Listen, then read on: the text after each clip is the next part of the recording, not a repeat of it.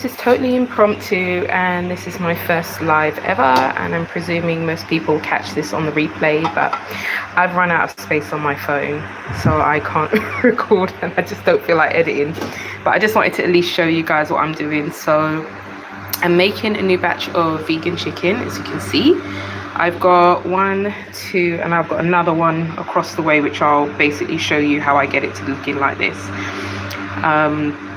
And I didn't do a video or make how I did this, but basically I use vital wheat gluten, and from my ham video I use my starchy membrane and then just a bit of extra water with the vital wheat gluten, and that's how this comes out like this. So I basically mix it with my mixer for, I want to say I tend to mix it for about 10 minutes or so, and I'm a bit busy recently, so what I do is I leave it just, oh hi, welcome to the live, thank you very much for coming to my first live.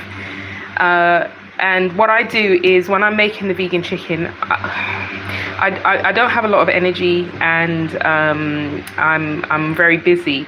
And so what I have to tend to do is just make it over a week or so. And the good thing is, the way that I make this, it actually survives in the fridge uncooked for like a week and a half if you've got a good quality fridge. And so I just keep doing the little parts of the processes. Welcome to the live.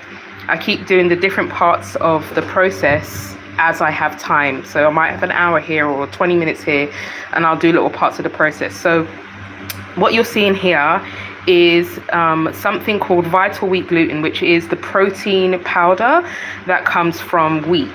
And so this is how I make it into looking like and tasting like and behaving like real chicken. So what you're looking at here is I've pan seared this, but I haven't done the final cook that it will be ready to eat. So this here is a culmination of two things. It is vital wheat gluten, and my kitchen's a bit messy, sorry. I've just been doing food prep and prepping potato wedges to go in the freezer because I don't buy those. But the vital wheat gluten is out here in my pantry. It looks like, here it is. All right, so it just basically looks like normal flour, but as soon as you add water to it, it's completely different. Vital wheat gluten, and as you can see here, it just looks like normal flour. So this mixed with my membrane that I make will make this dough. So this is the dough that I end up with. Just pack it. And this is one that I've had in the fridge for a couple of days. And what happens is I like make it into like a snake shape, and then I will knot it. So like you take the two pieces, pull it together like you're tying your laces, and then keep going doing that. And so that I did that, and then I put it back in the fridge so that it would all meld together. And you can see here, even though it's raw, you can still see it's kind of got some shreddy bits, and that happens when you just give it time. So what I do then is I take this and I pan sear it. So you can see how white that looks now. Sometimes people will cook this straight, and it will still make an okay chicken alternative, but for the texture that I like, giving it a little sear and then resting it for a few minutes afterwards really does help. So after that, what I've also done is I've got a bag of my vegetable scraps from when we cut up our veggies every week, water, different seasonings. I've got like star anise, bay leaves, scallions, everything you've got, anything you basically cut up your vegetables, put it in a bag, put it in the fridge or freezer, and then just leave it inside of your fridge until you're ready to cook. And then when you cook, you stick it in a milk bag, and then you've got all this extra flavor. So I could have put all these extra bits in there as well, but I'm okay with them being loose, that's fine. But this stuff I didn't want to be loose. So then what I do is I take from this process, I then wrap it in cheesecloth, and then I simply place it inside. So what I'm going to do is I'm going to be putting together this one, and I can't pause it, so I have to find an ingenious place to put my camera. I got to get me like a decent camera stand for these types of things. Yeah, here we go, this will do. Okay, so I'm just going to loosely tie this because I don't need to do this. You can stick it in the pan on its own, but I want to kind of keep it somewhat together and just make it that it doesn't kind of expand too much, just kind of give it some kind of form to stick to. And so I'm just going to like kind of give this a tight thing, but you can see here there's still plenty of room for it. It's still got plenty of room here. All right, and then finally I will put these two, but I'm going to actually just show you frying up the other one that is raw. I'm going to fry that up now. Just a basic oh, thank you, Veggie Bee. I really appreciate it. Thank you for watching as well. It really tastes great. Like the flavor on it, this is coconut oil. The flavor on it is like bellissimo. It's really chickeny. And I know that sometimes people kind of want to see how I get the effect that I get, and I just didn't start recording before because I started doing this last week, and it was supposed to just be a quick recipe, and it is a quick recipe in terms of the time and effort that I have to put in. So anyway, I'll put this on. I'll kind of lower that fire because I don't want it to get too brown. But anyway, here we go, and I'll just basically just put that in and just give that a couple of minutes in total. So I'll kind of turn it as it starts to get a little bit brown. And I don't put the fire up too high because what I don't want is for the for it to burn, or I don't want, because vital wheat gluten doesn't like sudden excessive heat. It prefers smooth slow cooking, so that it doesn't become chewy and spongy and all these other textures that people hate about vital wheat gluten. So anyway, so I'm just going to give that a slight brown, and you can see what that looks like now, and that's more than enough. And I'll basically keep it on each end. And the reason I'm not putting these ones in first in here is I don't want to kind of get them to cook all at a different level, because it takes long enough to cook this, and I don't want them cooking all at different speeds. While this is going, I just want to point out one thing. I've got a huge pot here, but you don't have to use such a big pot. It's just because I'm doing so much, and I've got this extra bag which is taking up extra space. That's why I took it out of the big pot. But what I did was I also put this steaming tray at the bottom, just to give a little bit of extra protection for the gluten from the bottom. But it won't really stick, but I might leave that in there. I might take it out. If I do leave it in there, I have to put more water. So you're gonna hear the sound of my water machine here now.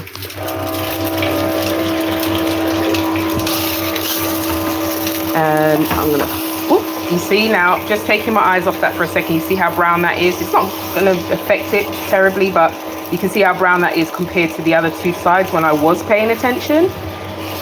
So giving this a little bit more of a browning now. And for the texture that you want, you really should look for about 2 to 2.5 hours of a slow cook, and then let it rest. And because you're going to cook it again when you are making whatever meal you're prepping it for, like for me, I will make this as the meat that will go with my food that I'm cooking throughout the week. And even if I use like a meal prep service, you know, I'm still going to want to have, you know, vegan chicken or vegan ham, something with, you know, with protein in it, from the vital wheat gluten, because I really like meaty textures. I haven't eaten meat for 20 years, but I grew up eating meat, and I personally enjoy food that tastes meaty. So Anyway, this is almost ready now, and then what I'm going to do is get another cheesecloth, and I'm going to go out to my storage area. I think it's pretty much ready now. So just look at the color on that. It's really beautiful, like just golden chicken.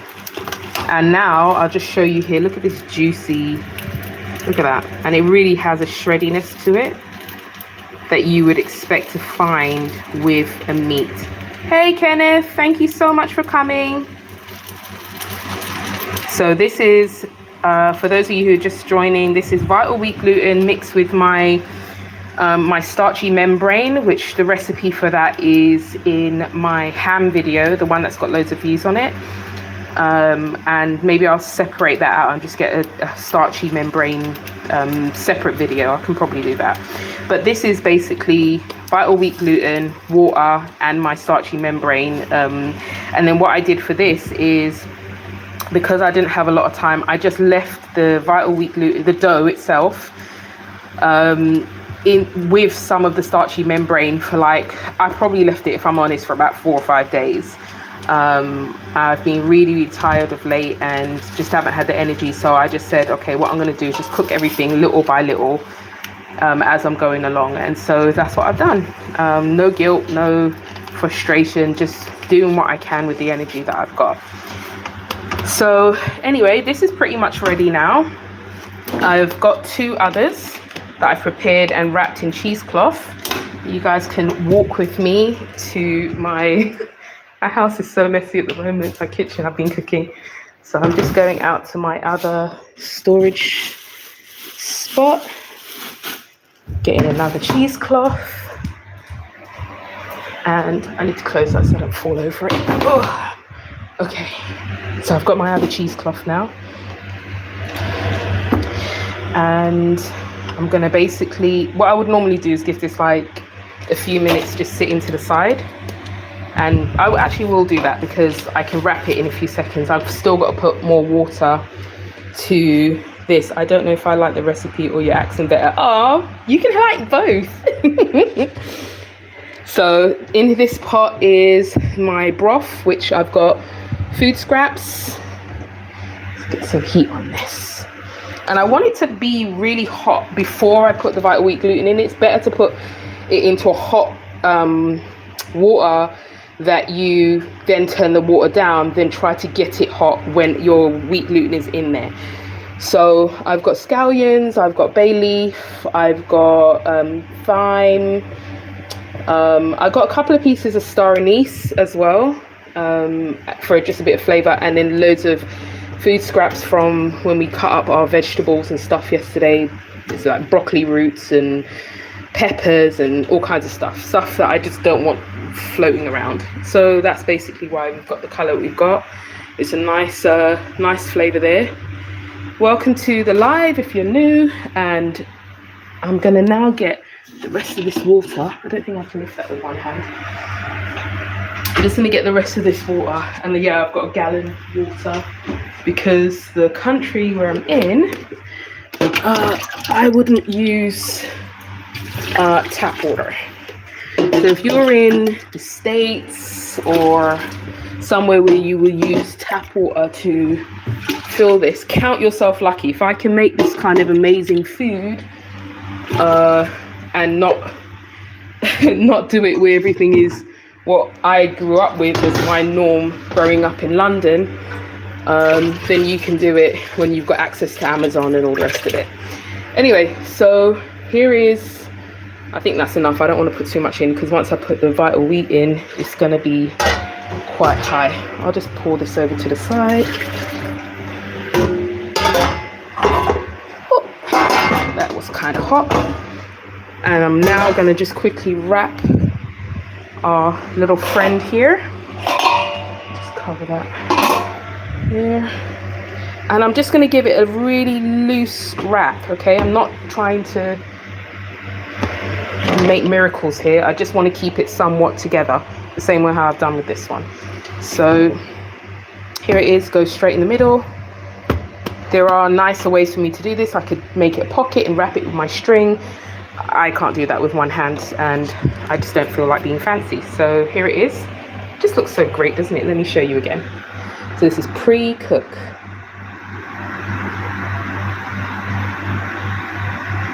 That's really, I mean, like before I learned to do this stuff, I would have looked at that and gone, my gosh, how could you make something that isn't meat look so meaty? That's wild. All right, so let me go ahead and tie this up. Forgive me for the bad view. I don't want to drop my phone and then it lands somewhere weird. So let me see if I can do it this way.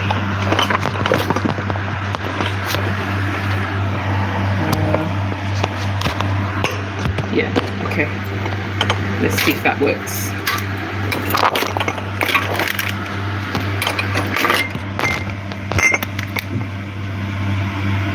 Kind of, can you see that well?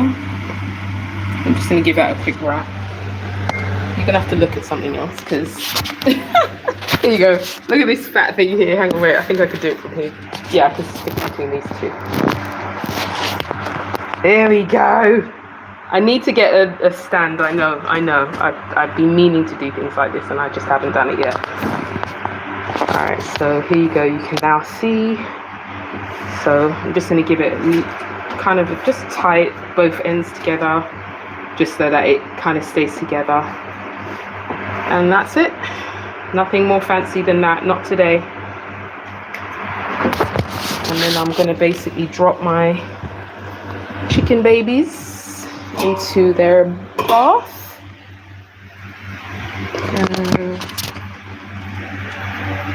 And I'll just use this. Give it a little bit of a stir, make sure everything is kind of together. I think I probably will take this up because I need the space. Ah, I got a flash. Why didn't you tell me that before? This is my first live. All right, there we go. So I'm going to pop these babies in. I would have liked to see the water bubbling, but it's warm enough. And then I'm going to turn the fire down, right down, because as I said, to get that chickeny, shreddy texture that you're looking for, you cannot cook vital wheat gluten on a high heat. You must not. So just give these a bit of a push and a prod. And then these will now cook for 2 hours. Just think of it as a slow boil. And all the flavor that is in here will just all meld together. What I'm going to do is I'm actually going to put this rack on top to try to encourage this stuff not to kind of be too high. And I've probably got a glass bowl I can put on top of this. Let's see if one of these glass plates will do the job.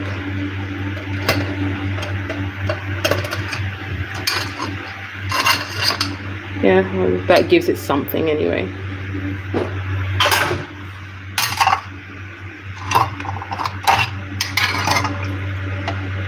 Alright. Probably pushing my luck with 2, but anyway, I'll leave that in there. It's a glass, so it won't be a problem. And I'm going to leave it slightly ajar.